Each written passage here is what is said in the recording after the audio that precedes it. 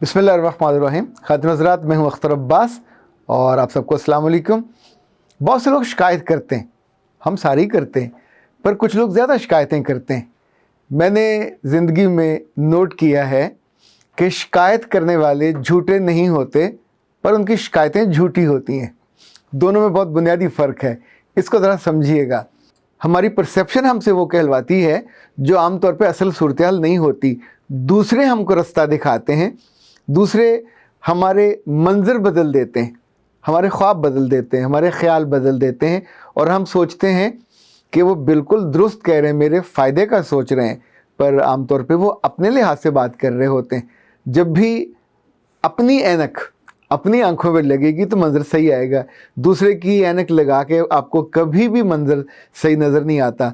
जिस मौजू पे आज हम बात करने लगे हैं वो ये कि क्या सारी बीवियां बहुत बुरी होती हैं, और ये इतनी बुरी होती हैं तो फिर ज़िंदगी चलती कैसे है।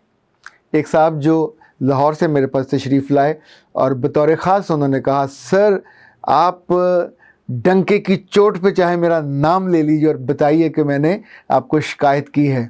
तो मैंने बड़े हम्बल होकर कहा कि आपको अपनी बीवी से शिकायत क्या है।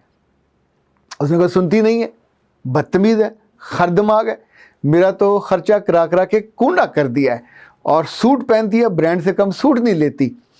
और मैंने पूछा लेके कौन जाता है? उसने कहा लेके तो जी मैं ही जाता हूँ।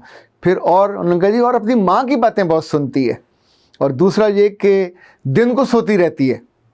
तो मैंने उनसे पूछा कि दिन को आपने कोई फसलें काश्त करानी होती हैं या क्या काम कराना? कहना जी मैं तो घर नहीं होता, लेकिन मेरी माँ तो मुझे बताती है, बहन भी बताती है कि तेरी बीवी को हमने फ़ोन किया था वो पड़ी सोई हुई थी। अगली शिकायत उनको ये थी कि मुझसे बातें छुपाती है। मैंने पूछा किस तरह की बातें छुपाती है? घर के खाने की, कपड़ों की, नमक मिर्च की? नहीं, घर की बातें तो बता देती है, अपने माँ बाप की और अपने बहन भाइयों की, वहाँ कोई लड़ाई हो, किसी की डिवोर्स हो, किसी की मंगनी हो। तो मैंने पूछा क्या आप उनके मामलात में बहुत दिलचस्पी लेते हैं? कहना नहीं जी मैं तो नहीं लेता, पर जब भी मेरी माँ पूछती है कि तुम्हें पता फ़लाँ का क्या हुआ, तो मेरे पास कोई जवाब नहीं होता। अच्छा, जब वो सारी बातें पूरी लिस्ट थी उनके पास, वो बता चुके अपनी बीवी के बारे में। अगर आप कहें जहर उगल चुके तो शायद वो ज़्यादा हो जाएगा। इट वॉज़ नॉट अ जहर, but he was not happy. और उसमें से बहुत सारी चीज़ें ऐसी थीं जो उनका अपना ख्याल नहीं था। जब वो 10 पॉइंट्स अपने एक्सप्लोर कर चुके, बयान कर चुके और उनको पूरी एक्सप्लेन कर किया, तो फिर मैंने उनसे पूछा कि ये जो बीवी आपकी, ये कहाँ से मिली आपको? उसने कहा मिली तो कहीं से नहीं थी, ढूंढी तो मैंने खुद ही थी। माँ बाप को कायल किया था, और हमारा इस वक्त तो 8 साल 9 माह और 18 दिन हमारी शादी को हो गए। उसको एक एक दिन कैलकुलेटेड था। तो मैंने पूछा कि इन दिनों में से कोई दिन अच्छे भी तो गुजरे होंगे? उसने कहा हाँ मजमूई तौर पे तो ठीक ही गुजरे, असल में मैं इसके साथ बहुत कंफर्टेबल हूँ। मैंने कहा वो क्यों? कहने लगा असल में सर जो दिल की बात बताऊँ, प्रेजेंटेबल है। कहीं मैं जाता हूँ अपने ख़ानदान में या किसी दोस्तों की तकरीब में, तो इसके साथ होने से मुझे शर्मिंदगी नहीं होती। लोगों की बीवियों को देखता हूँ, लोगों को देखता हूँ तो मुझे लगता है कि मेरी बीवी को पहनना ओढ़ना ठीक आता है, हयादार है, अपने आप को उस माहौल के मुताबिक एक मतलब मुझे अंदर से ठंड पड़ती है कि यार जो मेरी बीवी है या मेरा जो लाइफ पार्टनर है वो अच्छा लग रहा है। पर सर मुंह की बड़ी कड़वी है, ये बहुत सख्त बोलती है और आगे से जवाब देती है, वो मैं बर्दाश्त नहीं कर सकता। मेरी बहन भी कहती है कि इसके अंदर ये ख़राबी है, मेरी माँ भी कहती है इसके अंदर बड़ी ख़राबी है। मैंने फिर पूछा कि इतने सालों में इस खातून में कोई और ख़ूबी जो आपको लगी हो, कोई बेहतर बात? उसने कहा बेहतर बात अगर मैं गौर करूँ तो जब मेरे घर में मेहमान आते हैं तो पता नहीं क्या इसको चाबी कहाँ से आ जाती है, तो घर में जितना मेरा ख़र्चा करवाती है मेहमानों पे। तो मैंने पूछा मेहमान कहाँ से आते हैं? उनका ख्याल है मुझे मेरे अपने घर के, कभी भाई आ गया, कभी अब्बा आ गए, कभी अम्मा आ गई, कभी बहन आ गई, कभी ज़ाहिर है उनके साथ कोई और आ गया। तो ये अंत की मेहमानदार है और इतनी खुश होकर मेहमानदारी करती है कि मैं कभी कभी ढूंढता रहता हूँ कि इसके माथे पे कुछ शिकन पड़े। मुझे लिस्टें देती जाती है, एवी ले आओ, एवी ले आओ, एवी ले आओ, और बाज़ दफ़ा तो बताती है वो दूर से जाके लेके आओ, तो मैं लेके आता हूँ। ज़ाहिर मेरे अपने रिश्तेदार होते हैं, इसके तो होते नहीं हैं, इस वाले नहीं आते, मेरे ही आते हैं, पर उनकी बड़ी खिदमत, ये इसकी अच्छी बात है। तो मैंने पूछा कोई और इसके अलावा? कहने लगा और इसके अलावा अगर सोचूं तो सर मेरा बीपी जो ना हाई रहता है اور مجھے شوگر بھی ہے، تو دونوں صورتوں میں میں اکثر بیمار ہو جاتا ہوں، بخار بھی ہو جاتا ہے، پھر میں دفتر سے 2-3 دن چھٹی لے لیتا ہوں۔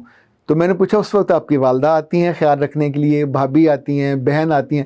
کل نہ نہیں جی انہیں تو بتا بھی دوں تو دن میں 2-3 دفعہ فون کر دیتی ہیں، اگر سو بھی رہا ہوں تو کہتی ہیں اٹھاؤ اس کو اور بتاؤ کہ فون ہے، اور پھر پوچھتی ہیں کہ پاجی کی حال ہے، تو میں بتا دیتا ہوں کہ حال ٹھیک ہے۔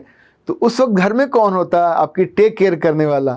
تو تب انہوں نے سوچا اور پھر پوپلا سا منہ بنا کے کہا وہ تو جی یہی ہوتی ہے، قریب بیٹھ کے مجھے دباتی بھی ہے، میرے سر پہ بعض پٹیاں بھی رکھتی ہے، دوائیاں بھی جا کے بھاگ بھاگ کے لے کے آتی ہے، اسے وہ جو ہوتے ہیں کھانے بیماروں والے وہ بھی بناتی ہے، بنا کے مجھے چمچوں سے کھلاتی ہے۔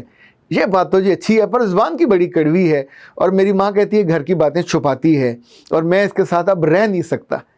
When he was saying all this، تو میں یہ سوچ رہا تھا ایک پڑھا لکھا آدمی ہے اور گھر بسا ہوا ہے، زندگی میں اللہ نے جو نعمتیں دی ہوئی ہیں، گاڑی بھی ہے، گھر بھی ہے، بچے بھی ہیں، بیوی کے بارے میں بھی اس کا پریزنٹیبل خیال ہے، لیکن ساتھ یہ بھی کہتا ہے کہ اف یہ بیوی بہت بدتمیز ہے اور بد تہذیب ہے، پر یہ اس کے دل کی آواز نہیں ہے، یہ آواز سے کوئی اور اس کے منہ میں ڈالتا ہے، اور یہ ڈالنے والا کوئی غیر نہیں ہے، خالص اپنا ہے، ماں ہے اور بہن ہے، اور دونوں اپنے گھر میں بیٹھی اس بات پہ پریشان ہوتی ہے کہ ساڑھے منڈے دا گھر ایڈی خوش کیوں ہے جی۔ آپ سوچئے کہ ایک جلن کا جملہ جو ہے وہ اتنا زہریلا احساس ہے کہ آپ کے سگے بیٹے کی زندگی کو تہہ بالا کر دیتا، برباد کر دیتا ہے۔ بیٹیاں جب بیاہ کے چلی جاتی ہیں اور دوسرے گھروں میں جاتی ہیں، ساری بچیاں بری نہیں ہوتی، یہ جب بولتی ہیں آگے سے کڑوی ہوتی ہیں، لوگ کہتے ہیں کہ سر آپ لڑکیوں کے بارے میں کیوں بات کرتے ہیں، یہ ساری زندگی ان کے دم سے آباد ہے، ان کی وجہ سے شاد ہے، اور ان کی سختی کی وجہ سے بعض وقت خراب بھی ہوتی ہے۔ سو جو زندگی میں سب سے بڑا فیکٹر ہوگا ان کو آپ تو ایڈریس نہیں کرتے، آپ کی والدہ بھی نہیں کرتی، آپ کی بہن بھی نہیں کرتی، جب جب کرتی ہیں تیلی لگاتی ہیں۔ ان کے اگر ذمے ہو تو کوئی بستا ہوا گھر یہ بسنے نہ دے، ان کو اجاڑ کے اچھا لگتا ہے۔ آپ کو پتہ ہے یہ جو الو ہیں وہ اجڑے علاقوں میں اور اجڑی جگہوں پہ جا کے رہنا پسند کرتے ہیں، اور انہیں شاید عام زندہ انسانوں کی چیزیں پسند بھی نہیں ہیں، جس طور پہ یہ چمگادڑ کو رات اچھی لگتی ہے چونکہ اس کو اپنی پرواز کے لیے وہی اندھیرا اچھا لگتا ہے۔